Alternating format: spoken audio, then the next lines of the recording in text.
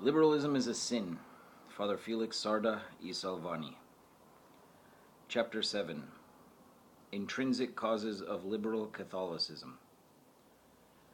Strange as it may seem, that anomaly called liberal Catholicism, its reason is not far to seek. It takes its root in a false conception of the nature of the act of faith.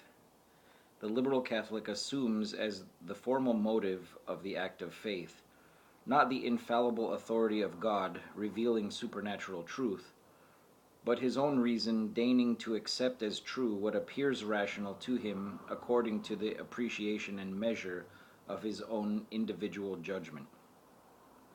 He subjects God's authority to the scrutiny of his reason, and not his reason to God's authority. He accepts revelation not on account of the infallible revealer, but because of the infallible receiver. With him, the individual judgment is the rule of faith. He believes in the independence of reason. It is true he accepts the magisterium of the Church, yet he does not accept it as the sole authorized expounder of divine truth. He reserves as a coefficient factor in the determination of that truth his own private judgment. The true sense of revealed doctrine to him is not always certain, and human reason therefore has something to say in the matter, as for instance the limit of the Church's infallibility may be determined by human science. Within lines thus described, the declarations of the Church to him are infallible, but these limits are not to be determined by the Church herself. Science will do that for her. She is of course infallible, they say, but we will determine when and in what she shall speak infallibly. Such is the absurdity which the liberal Catholic falls into by placing the formal motive of faith in human reason. The liberal Catholic calls himself a Catholic because he firmly believes Catholicity to be the veritable revelation of the Son of God. He calls himself a liberal Catholic because he believes that no one can impose upon him any belief which his individual judgment does not measure as perfectly rational. What is not rational, he rejects. He is intellectually free to accept or reject. What appears good he assents to, but he is intellectually bound to no one. Thus unwittingly he falls an easy victim to the snare set by the devil for the intellectually proud. He has substituted the naturalistic principle of free examination for the supernatural principle of faith. As a consequence, he is not really Christian, but pagan. He has no real supernatural faith, but only a simple human conviction. In the acceptance of the principle that the individual reason is thus free to believe or not to believe, liberal Catholics are deluded into the notion that incredulity is a virtue rather than a vice. They fail to see in it an infirmity of the understanding, a voluntary blindness of the heart, and a consequent weakness of will. On the other hand, they look upon the skeptical attitude as a legitimate condition wherein intellectual freedom is preserved, the skeptic remaining master of himself to believe or to deny. They have a horror of any coercive element in matters of faith. Any chastisement of error shocks their tender susceptibilities, and they detest any Catholic legislation in the direction of what they are pleased to call intolerance.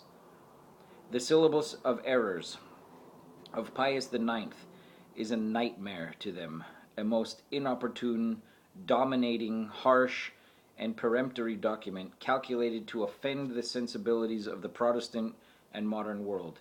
It need not be accepted as an infallible utterance, and if accepted, must be taken in a very modified sense. The ultramontane interpretation to him is violent and extreme, and does much more harm than good by driving back the well-disposed at such a show of illiberality.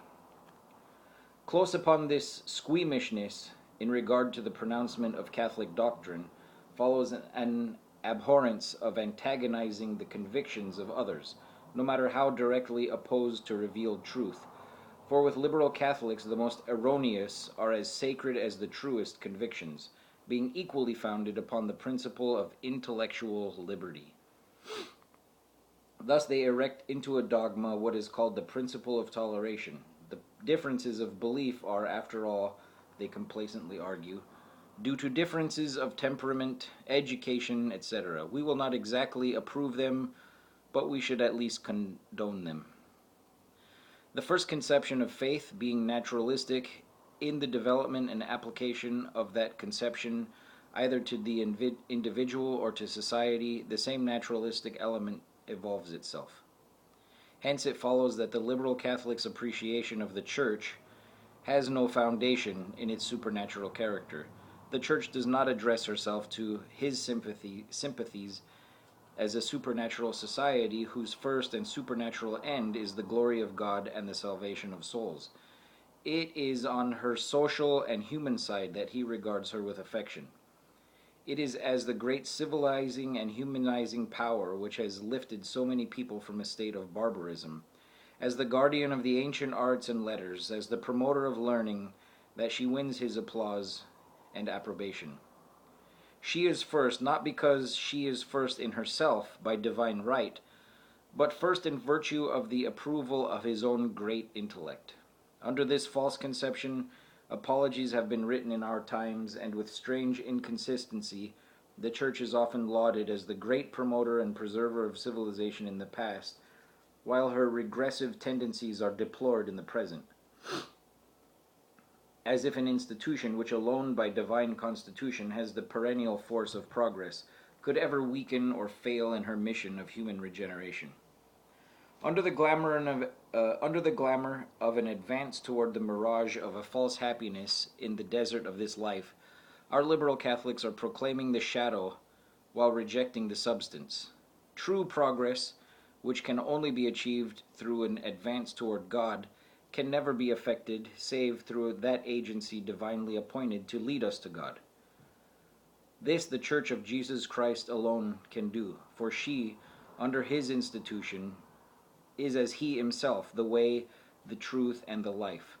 Forgetting the divine and supernatural character of the Church, and she is nothing if not divine and supernatural, liberal Catholics talk and write about her as a simple human development, accepting in the blindness of their false conception the naturalistic definitions of faith. They thus eviscerate the Church, making her the mere husk of what she really is.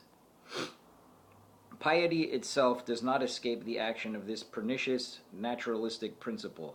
It converts it into pietism, that is to say, into a parody of true piety, as is painfully seen in the pious practices of so many people who seek in their devotions only the sentimental emotions of which they themselves are able to be the source. They are devout over themselves, worshipping their own little sentiments and offering incense to idols graven after their own image. This is simply spiritual sensualism and nothing else. Thus we see in our day in so many souls the degeneration of Christian asceticism, which is the purification of the heart by the repression of the appetites, and the falsification of Christian mysticism, which is neither emotion nor interior consolation, nor any other Epicurean foible of human sentiment, but union with God through a supernatural love for him and through absolute submission to his holy will. Therefore, it is that the Catholicity of a great number of people in our times is a liberal Catholicity, or rather a false Catholicity. It is really not Catholicity, but mere naturalism, a pure rationalism. It is, in a word, paganism disguised in Catholic forms and using Catholic language.